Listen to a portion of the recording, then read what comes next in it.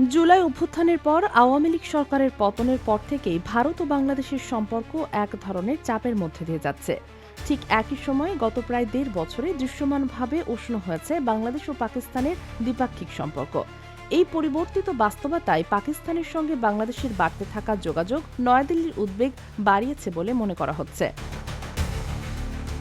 এই প্রেক্ষাপটে শুক্রবার ভারতের সংসদের নিম্নকক্ষ লোকসভায় আবারও বাংলাদেশ প্রসঙ্গ উঠে আসে। দেশটির পররাষ্ট্র মন্ত্রণালয়ের কাছে একাধিক প্রশ্ন উত্থাপন করা হয়, যার লিখিত উত্তর সংসদে পাঠ করে শোনান ভারতের পররাষ্ট্র প্রতিমন্ত্রী কীর্তিবর্ধন সিং।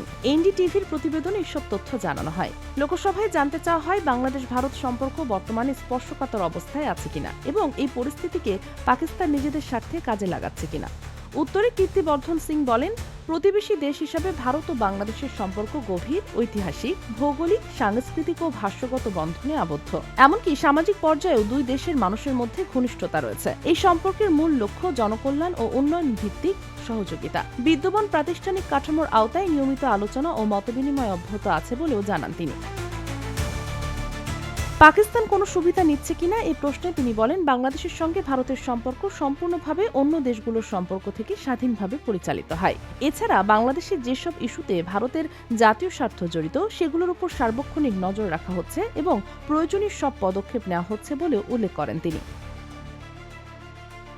লোকসভায় আরও প্রশ্ন ওঠে বাংলাদেশের সংখ্যালঘু, বিশেষ করে হিন্দু সম্প্রদায়ের ওপর সহিংসতা ও হত্যার অভিযোগ নিয়ে ভারত সরকার কোনো আলোচনা করেছে কিনা। জবাবে কীর্তিবর্ধন সিং জানান, ভারত ধারাবাহিকভাবে বাংলাদেশ সরকারের কাছে সংখ্যালঘুদের নিরাপত্তা নিশ্চিত করার বিষয়টি বিভিন্ন উচ্চ পর্যায়ের বৈঠকে তুলে ধরেছে। প্রধানমন্ত্রী নিজে বিষয়টি উত্থাপন করেছেন এবং গত বছরের ১৬ ফেব্রুয়ারি পররাষ্ট্রমন্ত্রী এস জয়শঙ্কর বাংলাদেশের পররাষ্ট্র উপদেষ্টা তৌহিদ হোসেনের সঙ্গে আলোচনাতেও এটি স্থান পায়।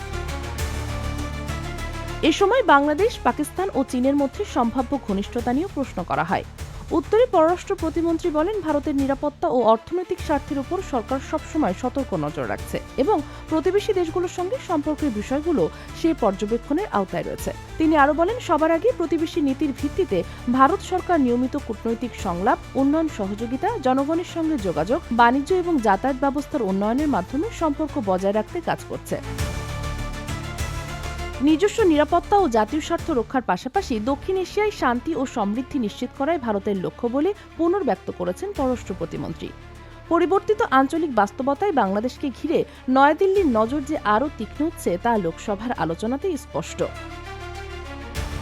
Sheikh Masuma, news desk, daily our Bangladesh.